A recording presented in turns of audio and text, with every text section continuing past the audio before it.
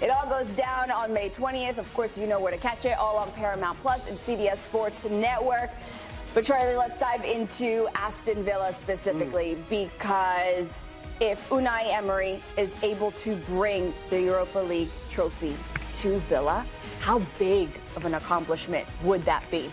Massive. I mean, we're talking about a major European trophy. And, by the way, he's the king of this competition anyways. But now that England are getting 5 teams in the Champions League, the fourth spot isn't as important for Unai Emery, given that they're in 5th place comfortably with Bournemouth 6 points adrift. But it feels like for Unai Emery to continue to cement his place into the Villa folklore, because his project has gone so well. I mean, last year, they were in the quarterfinals of Champions League, and they lost to the eventual winners in PSG. By the way, they took them all the way to the end of that second leg. He's been phenomenal for Aston Villa. I think he needs more reinforcements, to be honest, if he wants to take Villa to the next stage, right? That next level of trying to compete for a Champions League trophy. But this is he's got one hand on this trophy. They're the heavy favorites going into the final, and I think for Villa, this is what is going to be needed for them to get the investments to push this club even forward. Tom, this is a Villa side that started off the season poorly. They didn't have a win in their first 6 games across all competitions to start the season this year. So seeing now that they're about to go to the final in Europa League, is that big of a shock to you? It's not a shock in a vacuum, right? This is an excellent manager and a very, very good team. Like Charlie laid out, they got to run in the Champions League last year. They brought back a lot of this squad. Maybe they didn't add as much as we thought they may have needed, but this is a really, really strong team. And that early run of form was a blip. And it's interesting that it comes when there wasn't fixture congestion at the early part of the season, particularly when you're juggling these competitions and maybe you don't have a squad as deep or as lucrative as Arsenal, Manchester City, Liverpool, the traditional big guns in this league. You're really wanting to pick up 9 points after your first 3 games because it's going to get harder and harder. What this team has been able to do is via pitch control and directness that is it's on purpose, right? It's not just long balls that are loose. You look at one of the John McGinn goal, the last one where he went near post. It was really well worked, and this is a perfect manager for this club. The fit could not be better. He's not a guy. He coached PSG and Arsenal in the past.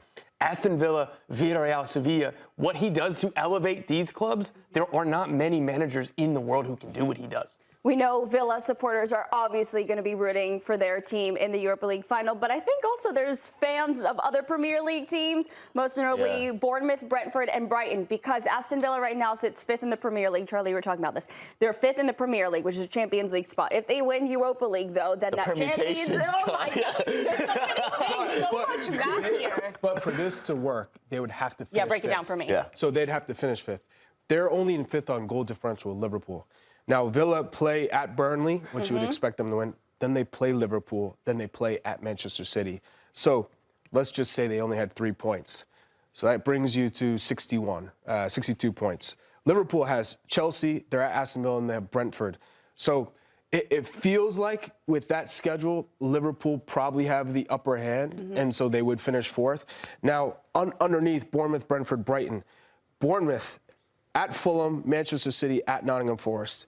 That Nottingham Forest game, that could potentially be a relegation implication with that. So it could be much more difficult than you think. And then Brentford at Manchester City, Palace, and at Liverpool. It just feels a little too tough of a schedule to catch.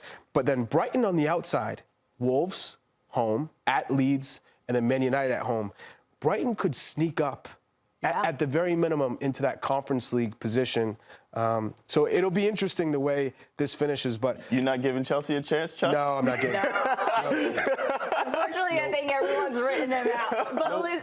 But Aaron, so Charlie's broken it down for us. That 6th place could potentially get a Champions League spot between Bournemouth, Brentford, and Brighton. Which one do you want to see in Champions League? Which one I want to see? I really like the way that Brighton is run as a club, the way that they develop youth, the way that they scout, the way that they are able to sell on players and still be relevant. So just as a club, I really like Brighton, how they run things. So I would like to see them in Champions League in Europe. I really like how Bournemouth do things as well. So the Fighting Tyler Adams, I would love to see them in Europe. So honestly, whoever of those clubs make it through, I feel like obviously they deserve it because they've gotten there on their own merits. But I would like to see one of those two clubs make it into Europe. Yeah. I see. Yeah, I would love to see Bournemouth in the Champions League. Are you kidding me? Right. Tyler Adams in the Champions League. But it's interesting because Aston Villa, as much as they're pushing for trophies and Champions League spots, what happens with a player like Morgan Rogers, who is on the radar of all these top clubs? Do you stay? Do you go? You know, and the trickle down effect of some of the top players. What's in the new contract? I want to talk about the other semifinal that we saw yesterday, Europa League, who Aston Villa will be going up against. It's Freiburg, who were able to beat Braga in that semifinal match. So that leads us to our Geico feel-good moment, because this is definitely a feel-good moment. Freiburg is a club that was founded over 120 years ago, and they have had no major trophies in their history. So you can imagine that the fans in the club are desperate and wanting to get their hands on a trophy. This is their first major European final. They have the chance to lift the trophy. Tom, this is one of those times where we love what we do. This is why we love what we do, for these stories like this. They have a once-in-a-lifetime chance, not just because Freiburg have not been to this stage before and the magical run that they're on, but their best players are probably going to get picked off this summer. That's just how football works. So, except for Vincenzo Grifo, who is a lifelonger. He's been there for so long. he's got the class, the experience. Yeah. He's come up big for them in those moments where they need that player to step up. And this is a well-coached side. They're going to come in and feel like, hey, we can win this trophy. It's one match. The pressure's not really on them. It's on Villa. It's on Unai Emery. So. I also have a soft spot for Freiburg because I interviewed Matthias Ginter like 10 years ago when he was at Borussia Mönchengladbach, and he was like a cult figure in Football Manager. If you guys ever played that growing up, he was like one of those wonder kids that I would sign every single year, and I told him about that in the interview. He was like, I love that. I also play Football Manager. I also signed myself. So I got a soft spot for him. I got a soft spot for was always my wonder kid. There you go. There you go.